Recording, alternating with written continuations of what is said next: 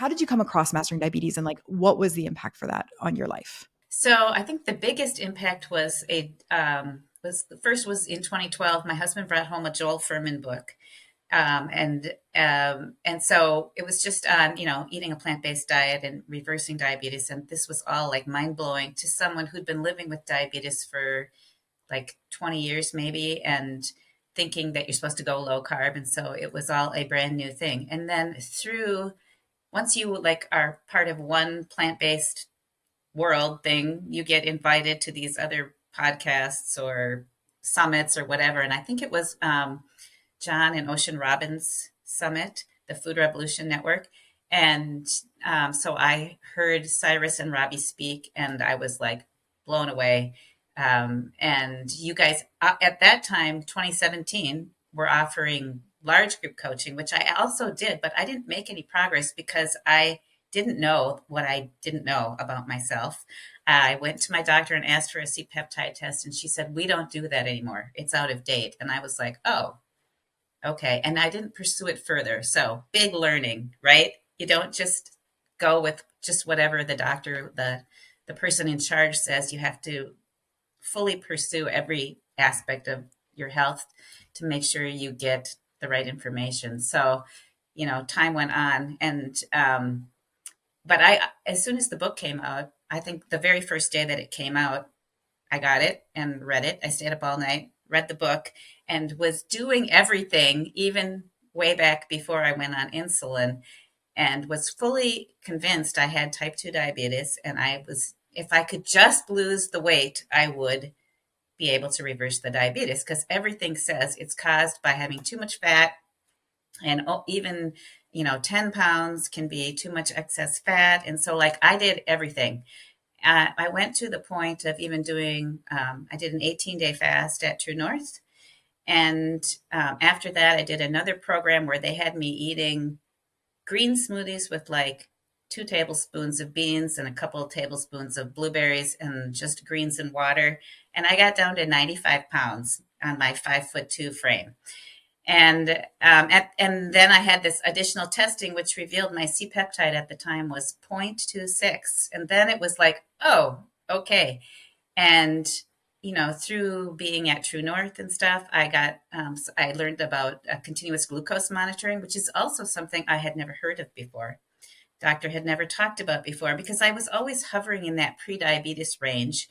It's always you've got pre-diabetes, just manage it with diet and exercise and you'll be fine. You can reverse this. And so when I finally realized that I couldn't reverse it, but I still didn't really know what I had, then I went on insulin, and I worked with Coach Adam Sudd, which was amazing, just amazing. The process was just unbelievable because I was looking for tools. So I came into Mastering Diabetes as a client, fully transitioned to a low fat plant based diet. I had been tracking my food in Chronometer for 3 years. I knew what I was eating. I knew, all of that stuff, but I didn't know how to manage insulin. And I like to say to my clients that insulin dependent diabetes is the only chronic disease in the world where a doctor will hand you drugs that will kill you if not used properly and say, good luck with that. And then you're really kind of off on your own. And so starting out on insulin, having Adam as my coach, learning how to do decision trees, it was just so empowering, to just feel like I could manage this really scary disease in a completely different way. So if I compare that to what it felt like when I was diagnosed with gestational diabetes in 1991, when I was pregnant with my first child, and I was sent home with 2 vials of insulin. And I remember just the fear and the grief and the crying that this was my life as a pregnant person, you know? And that experience, which was like terrible, horrible, frightening, compared to what it was like to be part of the Mastering Diabetes community and have this awesome coach that I am sending, decision trees to, and getting feedback and getting these little tiny tweaks, that just make life really doable. And so it was very empowering. And I had been trying to figure out something different other than corporate finance to do anyway. And I have been circling around coaching for many years. So I have done corporate, business coaching.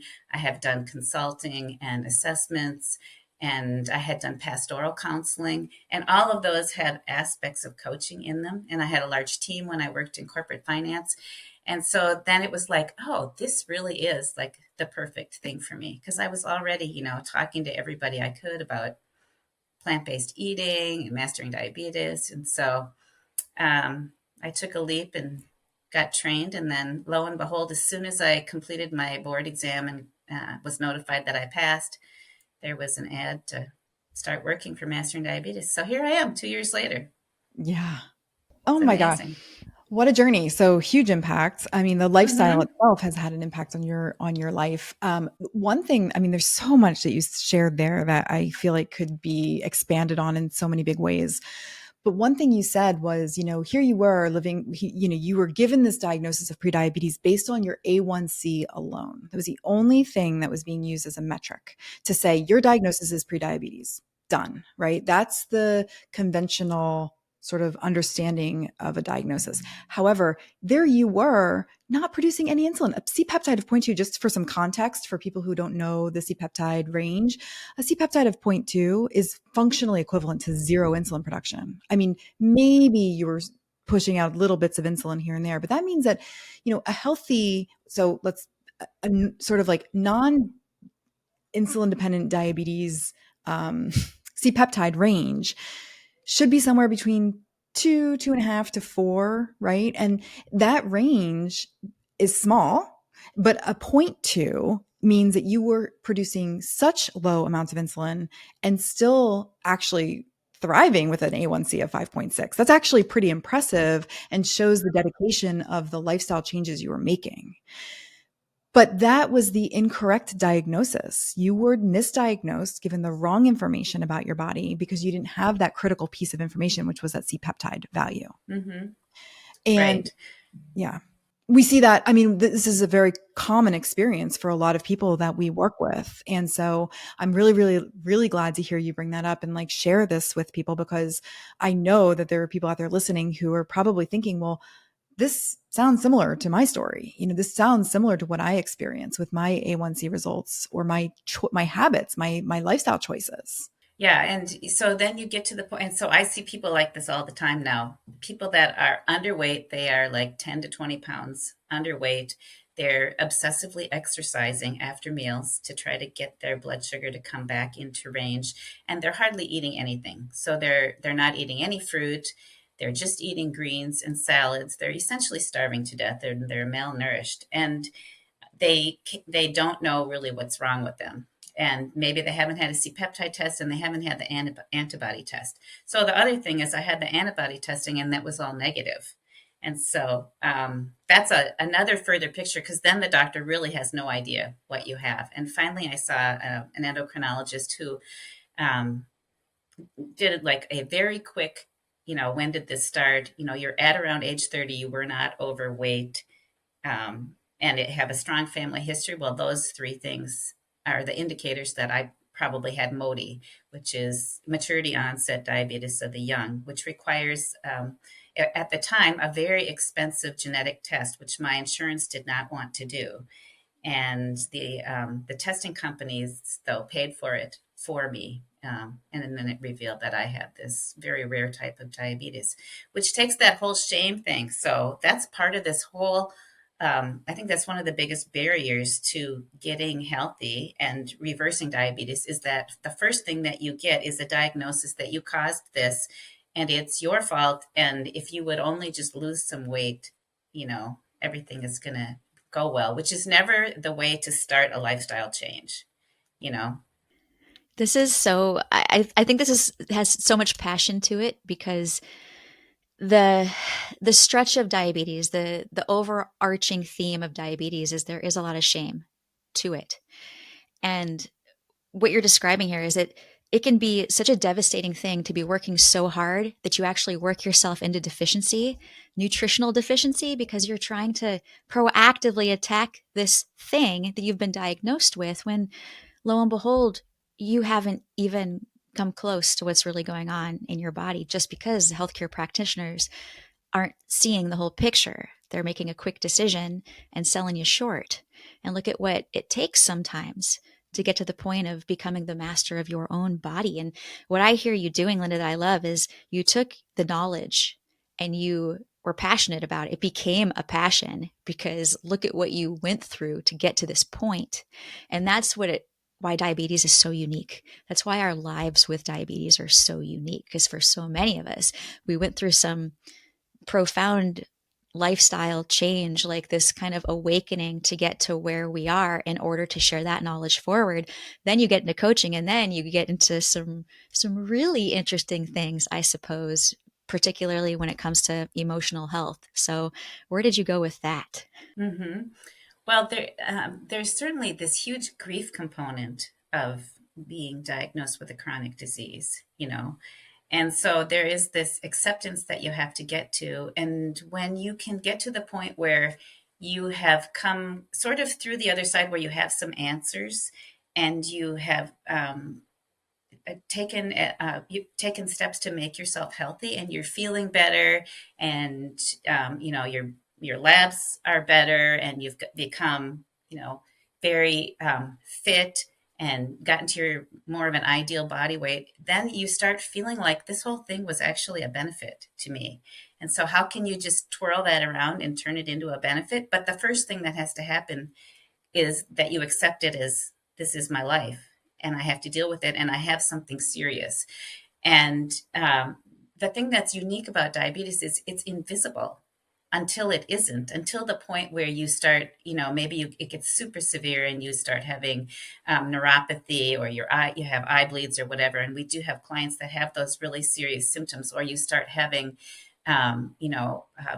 cardio symptoms or other things. It can go on for years and years and be invisible. And so, like, getting to the point of just accepting this is what I've got to deal with without shame, and I'm just moving forward and going from today on. Like, we all come at this very honestly. We come through our food culture, and none of us are taught to eat in a healthy way.